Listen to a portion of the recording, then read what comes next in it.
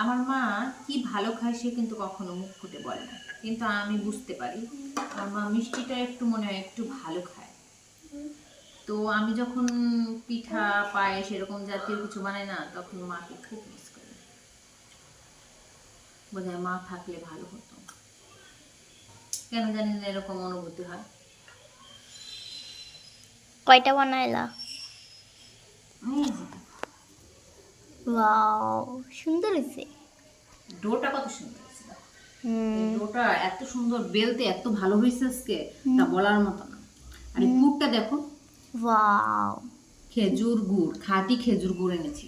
ও 1200 টাকা নিয়েছে 1 কেজি গুড়। দেশ ভা- থেকে? না, দেশ থেকে না, এটা ওই যে তোমার বাবা কোথা থেকে যেন আনছে। মনে হয় দেশ থেকে আনছে। ওনার এক মালিকে দেশ থেকে আনছে, উনিও আনতে বলছে।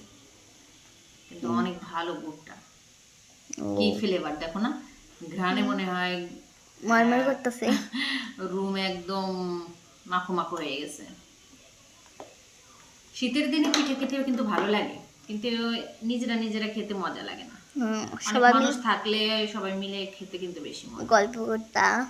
আর বানানোর সময় দেশের বাড়িতে সবাই মিলে গল্প করে হাসাহাসি করে, ওটা আমি খুব মিস করি, আমার খুব ভালো লাগে। কিন্তু এখানে যে নিজে নিজে সবকিছু করি, খেতেও ভালো লাগে না কেন জানি। দেশেই অনেক মজা। দেশে থেকে যেতা। হুম, চাইলে তো আর সব হয় না। আমার তো ইচ্ছে করে দেশে থেকে যেতে। গ্রামের পরিবেশ, গ্রামের মানুষের সঙ্গে কথা বলা, সময় কাটানো সত্যি খুবই ভালো লাগে।